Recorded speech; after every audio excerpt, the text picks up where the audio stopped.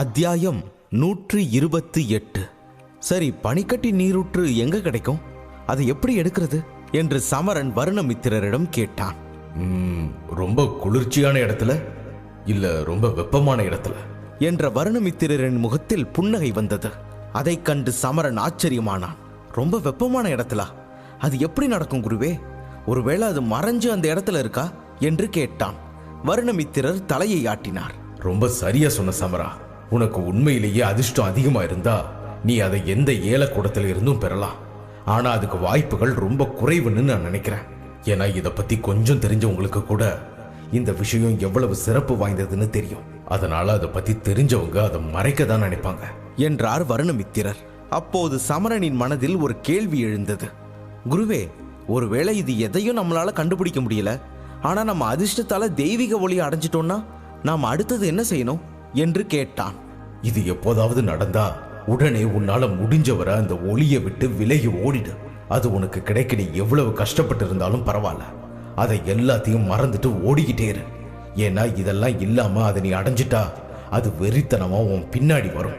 உன்னால அதை தாங்க முடியாது. அதனால அதுகிட்ட இருந்து நீ தப்பிக்க ஓடுறதை தவிர உனக்கு வேற வழி இல்லை என்றார் வருணமித்திரர். இதை கேட்ட சமரன் பீதி அடைந்தான்.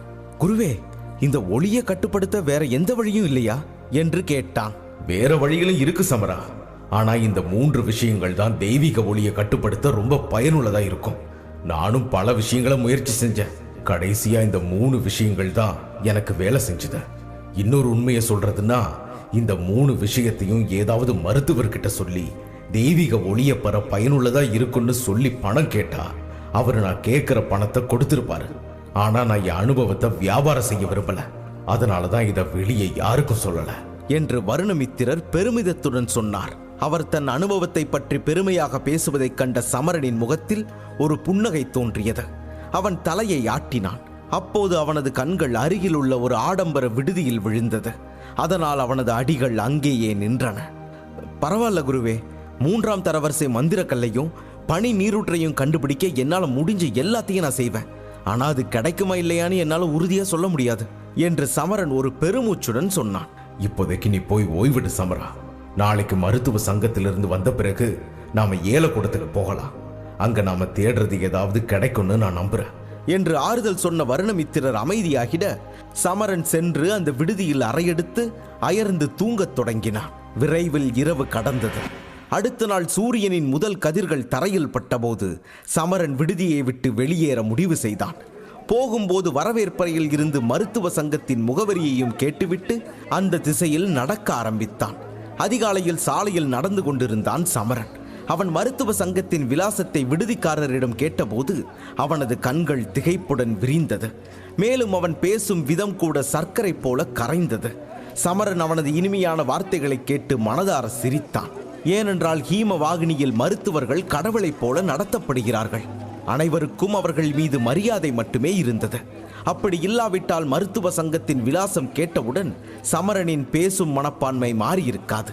சமரன் சாலையில் நடந்து செல்லும் போது கருங்கல் நகரம் விராட பேரரசின் மிகப்பெரிய நகரங்களில் ஒன்றாக இருப்பதன் அர்த்தத்தை புரிந்து கொண்டான். அதற்கு காரணம், அந்த காலையில் கூட சாலைகளில் மக்கள் நிறைந்திருந்தனர்.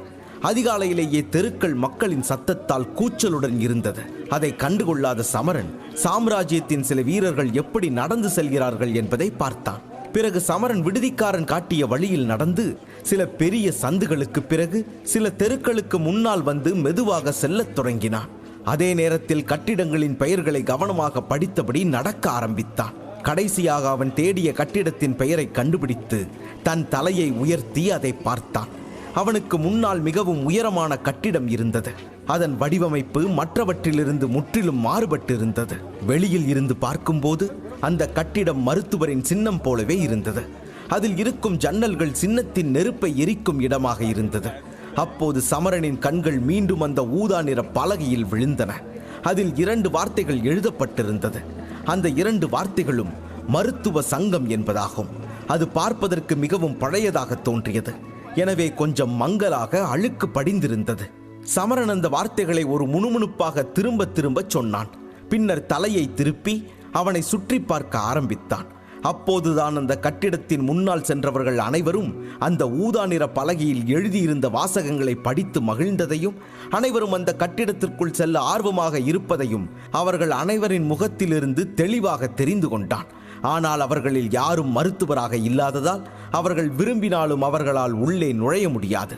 மறுபுறம் கட்டிடத்தின் முன் நின்ற சமரனை பார்த்து சிலர், இந்த கட்டிடத்துக்கு முன்னாடி நின்று இப்படி பார்த்துட்டு இருக்கிற இந்த முட்டாள் யாரு என்று தங்களுக்குள் யோசித்துக் கொண்டிருந்தனர். ஆனால் சமரன் அந்த எல்லா கண்களையும் புறக்கணித்து ஒருமுறை தன் முதுகில் தொங்கிய வாளை தொட்டுவிட்டு ஆழ்ந்த மூச்சை எடுத்துக்கொண்டு கட்டிடத்திற்குள் செல்லத் தொடங்கினான். அவன் கட்டிடத்திற்குள் நுழைந்தவுடன் 2 உயரமான தசையான மனிதர்கள் கையில் ஆயுதங்களுடன் நேராக தன்னை நோக்கி வருவதைக் கண்டான். இவர்கள் சற்று நேரத்திற்கு முன் சமரனை வெளியில் பார்த்திருக்கிறார்கள். ஆனால் அவன் கட்டிடத்தின் உள்ளே வரத் தொடங்கியதும் சமரனை முன்னால் செல்ல விடாமல் கைகளை முன்னால் கொண்டு வந்து நிறுத்தினார்கள்.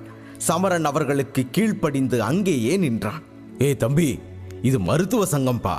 நீ உள்ளே செல்ல நினைச்சா உன் ஆசிரியர் உனக்கு கொடுத்து விட்ட கடிதத்தை நீ எங்களுக்கு காட்டணும் என்று காவலர்களில் ஒருவர் சமரனிடம் கூறினார். சமரனின் இதய துடிப்பு ஒரு கணம் நின்றது. பிறகு, குருவே, கடிதமா? இது என்ன புதிய பிரச்சனை?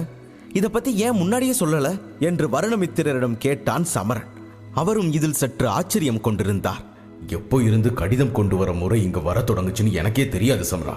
ஒருவேளை இப்போதான் இதெல்லாம் கேட்க ஆரம்பிச்சிருப்பாங்கன்னு நினைக்கிறேன். ஹீமவாகினியில ஒவ்வொரு நாட்டுக்கும் அதோட சொந்த மருத்துவர்கள் சங்கம் இருக்கு. அதுல ஒவ்வொன்றுலையும் விதிகளும் விதிமுறைகளும் வேறுபட்டிருக்கலாம். நான் விராட ராஜ்யத்துக்கு ரொம்ப அரிதாவே வந்திருக்கேன். அதனால இங்குள்ள விதிகள் எல்லாம் எனக்கு நினைவிலேயே இல்லை என்றார் வருணமித்திரர். இதை கேட்ட சமரன் நிர்பந்தத்தில் தலையை ஆட்டினான். அப்போதுதான் தனக்கு பின்னால் யாரோ சத்தம் போடுவது அவனுக்கு புரிந்தது. உடனே சமரன் வழியை விட்டு அந்த நபரை உள்ளே செல்ல இடம் கொடுத்தான். வேகமாக ஒரு பெண் வந்து அவனுக்கு முன்னால் அந்த இடத்தில் நின்றாள். மேலும் அந்த பெண் தன் அருகில் நின்றிருந்த சமரனை புறக்கணித்து விட்டு திரும்பி இனிய குரலில், குருவே, சீக்கிரம் வாங்க என்று சொன்னாள். அப்போது சமரனுக்கு பின்னால் ஒரு வயதான கனத்த குரல் கேட்டது. ஏமா பொண்ணு, நீ ஏன் இவ்வளவு அவசரப்படுற? நான் வயசானவம்மா. என்னை இவ்வளவு அதிகாலையிலேயே எழுப்பி கூட்டி வந்துட்ட என்றார் அவர். பேச்சு சத்தத்தில் சமரனும் திரும்பி பார்த்தான். அவர் முகத்தை பார்த்த சமரன் தன் கண்களை கொஞ்சம் தாழ்த்தி அந்த முதியவரின் மார்பில் இருந்த ஒரு பதக்கத்தை பார்த்தான். அந்த பதக்கத்தில் 4 வெள்ளி நட்சத்திரங்கள் பொருத்தப்பட்டிருந்தது. அது மிகவும் பழமையான சின்னம். அதை பார்த்த சமரனின் கண்கள் விரிந்தது. 4ஆம் தரவரிசை மருத்துவர் என்று ஆச்சரியத்துடன் சொன்னான். உடனே அவனது கண்கள் அவன் அருகில் நின்றிருந்த பெண்ணின் பக்கம் திரும்பியது. அந்த ஊதா நிற ஆடை அணிந்த பெண்ணுக்கு சுமார் 20 வயது இருக்கும். அவள் ஆளை அசரடிக்கும் அழகுடன் இருந்தாள். அந்த பெண் அநேகமாக ஒரு மருத்துவராக இருக்கலாம் என்று சமரன் யூகித்தான். ஆனால் மருத்துவர் என்பதை குறிக்கும் பதக்கம் எதுவும் அவளிடம் இல்லை. அவள் தன் கருப்பு முடியை ஊதா நிற துணியால் கட்டியிருந்தாள். அவனது கவனம் அவளின் அதிரடியான நடையில் சென்றது. ஆனால் சமரன் அவளையே பார்த்து கொண்டிருப்பதை அந்த பெண் புரிந்து கொண்டாள். அவள் திரும்பி கோபத்துடன் சமரனை பார்த்தாள். அதன் பின் முன் திரும்பி வழிமறித்த காவலர்களிடம் கத்த ஆரம்பித்தாள்.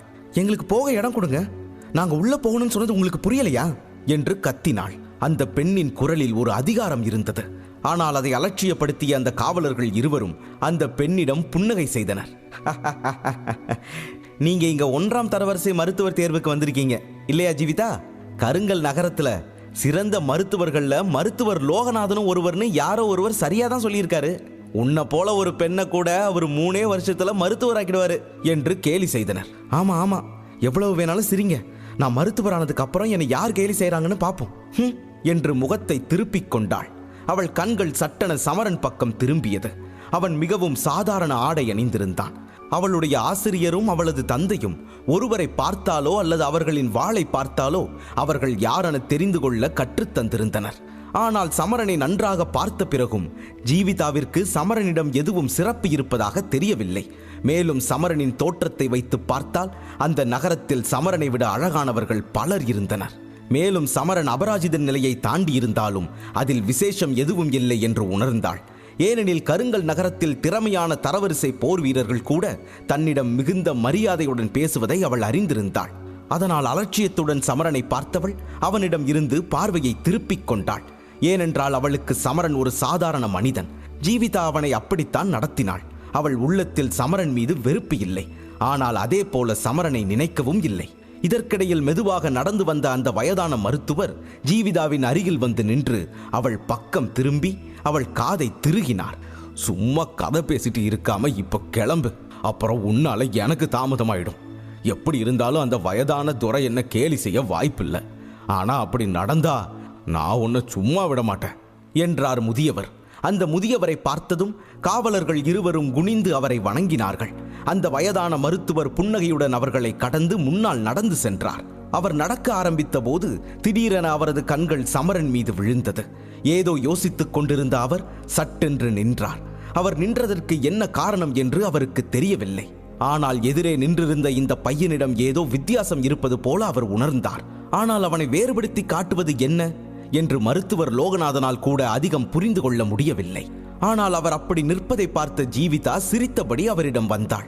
கவலைப்படாதீங்க குருவே, பயப்பட ஒன்றும் இல்லை. எல்லாத்துக்கும் மேல நான் ஒரு மருந்து தயாரிக்கணும்.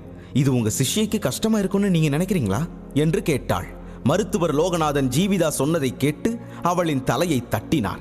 பின் சமரனிடம் அன்பான புன்னகையை அளித்துவிட்டு அவர் ஜீவிதாவின் கையை பிடித்து சங்கத்திற்குள் அழைத்துச் செல்லத் தொடங்கினார். அவர்கள் சங்கத்திற்குள் நுழைந்தவுடன் ஜீவிதா தனது ஆசிரியரை ஆச்சரியத்துடன் பார்த்தாள். குருவே, நீங்க ஏன் அந்த பையனை பார்த்து சிரிச்சீங்க? இதுவரைக்கும் ஒரு அந்நியர்கிட்ட கூட நீங்க இப்படி செஞ்சு நான் பார்த்ததில்ல. ஆனா இன்னைக்கு திடீர்னு உங்களுக்கு என்ன ஆச்சு என்று கேட்டாள்.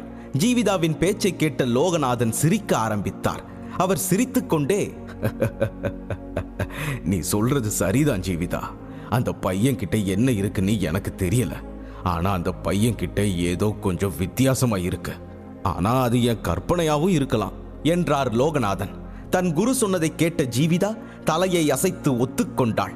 பின் லோகநாதனோடு அந்த பெரிய கட்டிடத்திற்குள் வேகமாக நுழைந்தாள். அதே சமயம் வாசலில் நின்றிருந்த காவலர்கள் லோகநாதனையும் ஜீவிதாவையும் உள்ளே அனுப்பிவிட்டு சமரனை பார்த்து புன்னகைத்தனர். சரி தம்பி, என்னாச்சே? உன் ஆசிரியர் உனக்கு கொடுத்த கடிதம் கிடைச்சதா என்று சிரித்தபடி கேட்ட காவலர்கள் இருவரும் சமரனின் முகத்தை உன்னிப்பாக பார்க்க ஆரம்பித்தனர். ஆனால் சமரனிடம் கடிதம் எதுவும் இல்லை என்பது அவனது அமைதியில் இருவருக்குமே தெளிவாக புரிந்தது. மேலும் சமரன் அவர்களிடம் எதையும் மழுப்பாமல் உண்மையை சொன்னான். இங்க பாருங்க, உண்மை என்னன்னா என்கிட்ட அப்படிப்பட்ட கடிதம் எதுவும் இல்லை. ஆனா உள்ள போன அந்த பெண்ணு உங்களுக்கு கடிதம் எதுவும் கொடுக்கலையே என்று கேட்டான். அந்த பொண்ணோட பேரு ஜீவிதா. அவன் 4வது தரவரிசை மருத்துவர் லோகநாதனோட மாணவி. அவர் பேரே தெரியாது போல பேசுற என்று கேலியாக கேட்டான் ஒரு காவலன். சற்று நேரம் யோசித்த சமரன் உடனடியாக தனது கைகளை முன்னோக்கி நீட்டினான். அந்த காவலர்கள் உஷாரானார்கள். சமரன் தங்களை நோக்கி கைகளை நீட்டியவுடன் அவர்கள் கத்த ஆரம்பித்தனர். ஏ தம்பி, நீ என்ன செய்ய போற என்று பதட்டத்துடன் கேட்டனர். ஆனால் சமரன் அவர்கள் இருவரையும் புறக்கணித்து அவன் கையை பார்த்தான். சிறிது நேரம் கழித்து அவன் உள்ளங்கையில் இருந்து ஊதா நிற ஒளி வெளிப்பட்டது. அந்த ஒளியில் இருந்து வெளிப்பட்ட வெப்பத்தை பார்த்த இரு காவலர்களின் முகத்திலும் நிறம் மாறியது. அதை பார்த்த இரு காவலர்களின் கண்களும் பெரிதாகியது. அவர்களின் கண்களையே அவர்களால் நம்ப முடியவில்லை. இருவரில் ஒருவர் தயக்கத்துடன், இது இந்த வெளிச்சம், இதோட பொருள் நீங்க 4ஆம் தரவரிசை மருத்துவரா என்று நடுக்கத்துடன் சமரனை பார்த்து கேட்டான். அவர்கள் பேசும் விதத்தில் இருந்தே இருவரும் எப்படி திகைத்து போனார்கள் என்பதை சமரனால் புரிந்து கொள்ள முடிந்தது. இத்தனை வருடங்கள் சங்கத்தை காவல் காக்கும் இவர்களுக்கு எந்த ஒளி உண்மையானது, எந்த ஒளி சக்திகளால் உருவாக்கப்பட்டது என்பது தெரியாதா? 4ஆம் தரவரிசை மருத்துவரால் மட்டுமே வெவ்வேறு நிறத்தின் ஒளியை கட்டுப்படுத்த முடியும் என்பதை இருவரும் அறிந்திருந்தனர். அதனால் தான் இருவரும் சமரனிடம் இந்த கேள்வியை கேட்டனர். ஆனால் சமரனுக்கு பதிலாக ஒரு முதியவர் இதை செய்திருந்தால் அவர்கள் இந்த அளவுக்கு ஆச்சரியப்பட்டிருக்க மாட்டார்கள். ஆனால் சமரன் இவ்வளவு சிறிய வயதில் 4ஆம் தரவரிசை மருத்துவரின் செய்முறையை காட்டியதால் தான் இருவரும் திகைத்து போயிருந்தனர். அவர்கள் இருவரும் சமரன் காட்டியதை நம்ப முடியாமல் ஒருவரை ஒருவர் பார்த்துக் கொண்டனர். லிங்க் டிஸ்கிரிப்ஷனில் கொடுக்கப்பட்டுள்ளது.